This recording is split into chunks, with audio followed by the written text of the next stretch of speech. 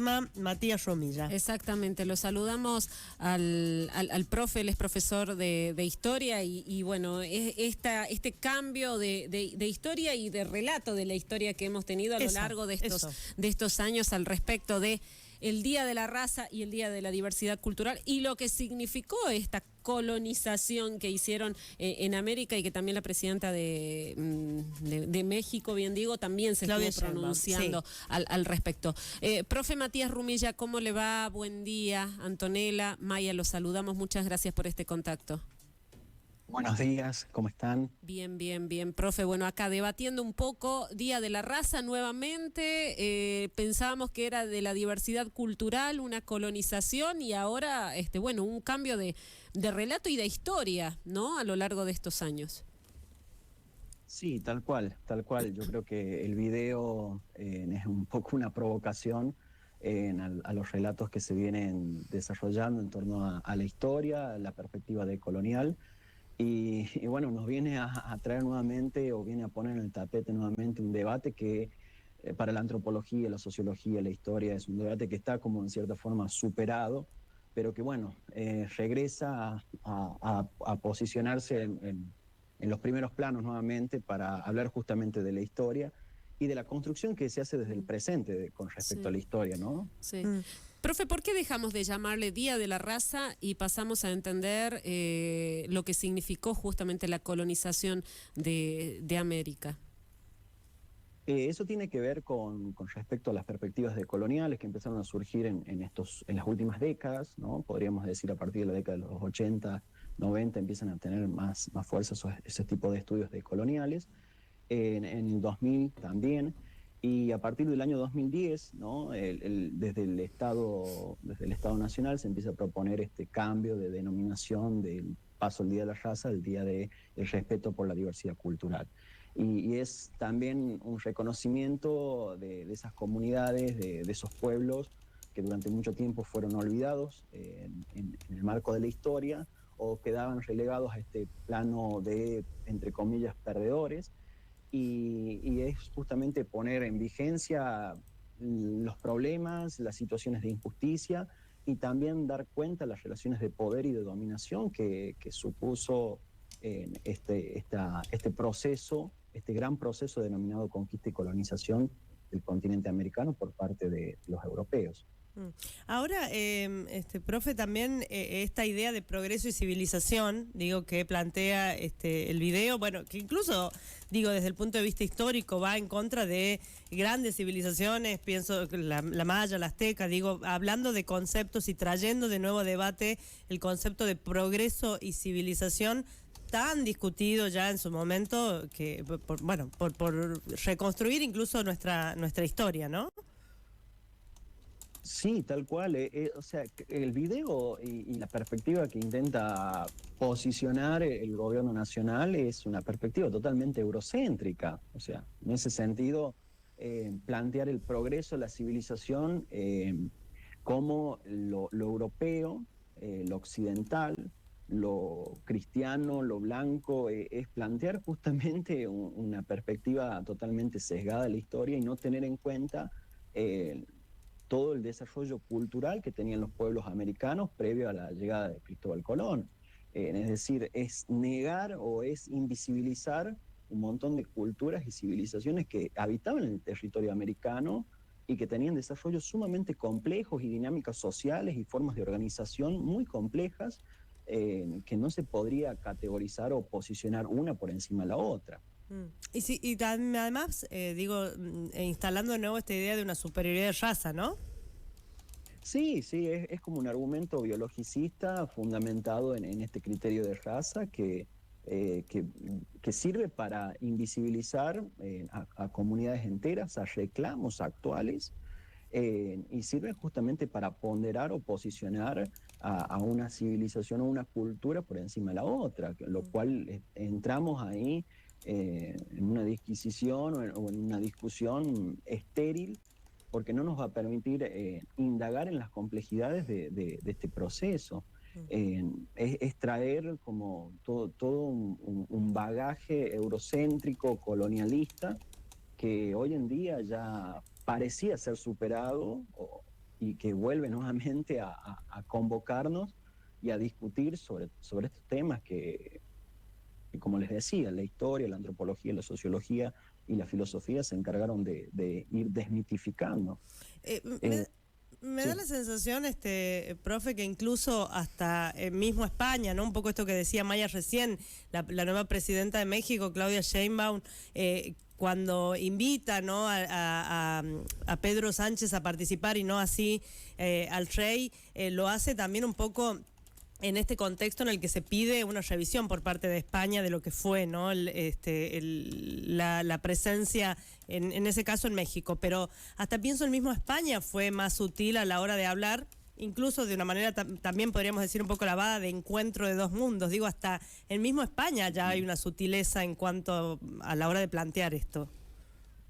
Sí, porque estos temas tocan reclamos actuales y tocan aspectos vinculados al presente y tocan también formas de dominación, en opresiones, situaciones en las cuales hubo mucha, corrió mucha sangre, ¿no? Entonces eso también hay que ser como sensibles, hay que tener como cierta sensibilidad, cierta conciencia y también no hablar en esos términos del progreso, porque ¿qué sería el progreso, no? O sea, ¿qué es lo que estamos pensando como progreso, como civilización, como cultura? Es como repensar esos términos, porque si no estaríamos negando, como les decía, ciertas relaciones o dinámicas de poder que se dieron, que se dan y que justamente forman parte de los debates, de las reivindicaciones actuales de ciertas comunidades que aún están vigentes y que reclaman por sus derechos y que muchas veces los estados, las entidades, las instituciones niegan esos reclamos. Entonces es como revisar esos conceptos para entender. Yo siempre propongo esta idea de que no existe el progreso, porque ¿qué sería el progreso en todo caso? Sí existe el cambio, ¿no? O sea, las transformaciones, las dinámicas sociales, eso es innegable, la historia no se repite, pero no podemos hablar en términos progresivos porque estaríamos viendo como una visión más de llegar a un lugar o cierta finalidad de la historia o cierta finalidad de la cultura, como si hubiera un destino al cual tenemos que arribar o un Ahora, parámetro. ahora Ese es el problema también. profe, vos sos, bueno, profesor de estudiantes del secundario también, ¿no? Sí, sí, sí, justamente a la mañana estuve con chicos de 5.º año, ahora me toca con 4.º año ¿Cómo, de secundario, sí. cómo abrís el debate, profe, con este nuevo planteo, digamos, que se hace desde, bueno, desde el gobierno nacional, ¿no? Tratando de instalar una historia oficial, que es un poco también lo que me parece que intenta el presidente Javier Milei. Sí, es un intento de cambiar la perspectiva o las tendencias historiográficas, es un intento de volver a ciertos discursos, reivindicar determinadas figuras o determinados procesos, y es como un poco hacer una revisión crítica e invitarlos a los estudiantes a pensar críticamente y a ver cómo cada gobierno intenta cómo moldear su visión del presente en torno también a reflejarlo en ese pasado. Es muy interesante porque esa perspectiva nos abre un poco también a tratar de entender ese pensamiento o esa filosofía que predica el gobierno actual y que a su vez tiene que ver con un tipo de ciudadano o con un modelo de país que busca plantear, a donde reivindica a algunos y a otros deja de lado. Entonces, llevarlo a las aulas es también llevarlo a que los chicos traten de repensar todos estos criterios y uno como docente mostrarle todas las perspectivas y todos los debates en torno a una fecha histórica en particular, pero que a su vez tiene que ver con una visión del presente, con la visión del docente, con la perspectiva que tiene el docente, con la perspectiva que se intenta transmitir desde las instituciones y cómo la sociedad lo toma eso y cómo lo puede repensar críticamente. ¿Y qué Sobre todo plantean para los chicos, entender profe? la actualidad. ¿Plantean, toman el debate, se involucran en este tipo de, bueno, de situaciones que se plantean desde un gobierno nacional o son indiferentes? No, no, sí, sí, los estudiantes y las estudiantes toman el debate porque están inmersos en lo que es el mundo de las redes sociales y las tendencias que se van dando en torno a lo actual y esto se volvió como un tema que llamó mucho la atención, ¿sí? No solamente desde la perspectiva intelectual, académica, desde los círculos académicos, sino desde la sociedad en general, porque llama la atención este cambio de denominación, este intento de mostrar cierta perspectiva de la historia, que es un poco provocadora, que intenta como imponer un mensaje o trata de bajar un mensaje muy claro. Y como este video circuló por todos lados, también los estudiantes no dejan de ser parte de ello y opinan sobre el tema, ¿no? Que de hecho, y es importante uno como docente también ir conduciendo esos debates para justamente abrir el juego. digo, me parece también que lo hizo en este contexto de cambiar el nombre del Centro Cultural Kirchner, digamos, por el de Domingo Faustino Sarmiento, y de nuevo hablar de Sarmiento con esta idea de progreso también, digamos, más allá de que hay una contradicción, me parece muy grande, ¿no? Que es que Sarmiento sí hablaba y defendía la educación pública, quizás a diferencia de lo que plantea el gobierno actual. Pero digo, incluso hasta con datos falsos, que no sé cómo lo ven ustedes eso como historiadores. Veía lo que refería sobre el analfabetismo en Argentina y poniéndolo a Argentina como uno de los primeros países en eliminarla. Un dato que es falso, digamos. Uno busca las estadísticas, digo, y es falso en el contexto en el que él lo planteaba. Me da la sensación que viene a replantear incluso datos históricos en una era de posverdad, donde digamos, después tenés que rediscutir todo, ¿no? Sí, sí, sí. Frente a esa situación de incertidumbre o quizás con un propósito claro que es desinformar o brindar una información falsa, uno tiene que volver a las fuentes, tiene que volver a leer esas fuentes, volver a discutir, a plantear y volver a esos especialistas que nos brindaron mucha bibliografía, en la cual hubo muchas discusiones con respecto a ese tema.